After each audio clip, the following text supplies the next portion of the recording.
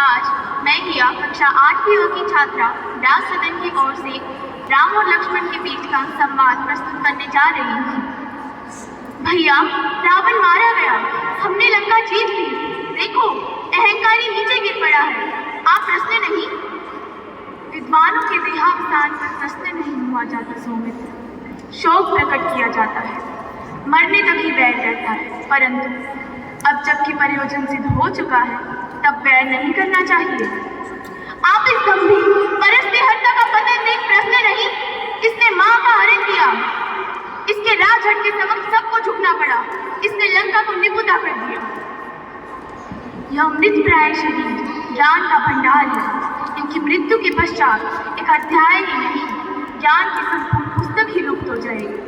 लक्ष्मण, मैं चाहता हूँ लक्षेंद्र से अंतिम ज्ञान सूत्र प्राप्त कर राजनीति का शुभारंभ करूं। ये ज्ञान राशि है, कुशल योद्धा और निपुण कूटनीतिज्ञ अब इनके पास समय शेष नहीं।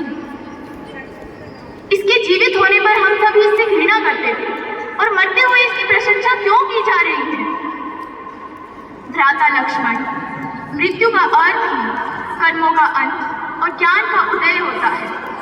वैसे भी प्रशंसा, योग्यता और ज्ञान का मृत्यु तथा वैर भाव से कोई संबंध नहीं। रावण ज्ञान का भंडार है, परंतु वह कर्म और ज्ञान में सामंजस्य नहीं कर पाया। आगे बढ़ो। मैं इस राक्षस के पास नहीं जाना चाहता, परंतु आपके आदेश को टाल भी नहीं सकता। हे लंकेश्वर, हे दशानन, लक्षेंद्र, मुझे भ्राता श्री राम ने आपके निकट राजनीति की शिक्षा अर्जित करने हेतु भेजा है। यथा योग्य उपदेश दें। क्या हुआ अनुज, शीघ्र ही आ गए? क्या वार्तालाप हुआ? भैया, आपके आज्ञा अनुसार मैं वहां गया, उनसे वार्तालाप भी प्रारंभ किया, परंतु रावण कुछ नहीं बोला। उसने मुझे देखा और चुप हो गया। परंतु तुम कहाँ खड़े थे?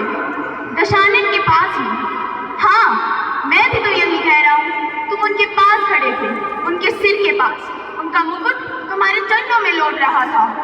सिर पर सवार होकर ज्ञान नहीं मिलता, ज्ञान पाने के लिए विनम्र होना पड़ता है। धन्यवाद।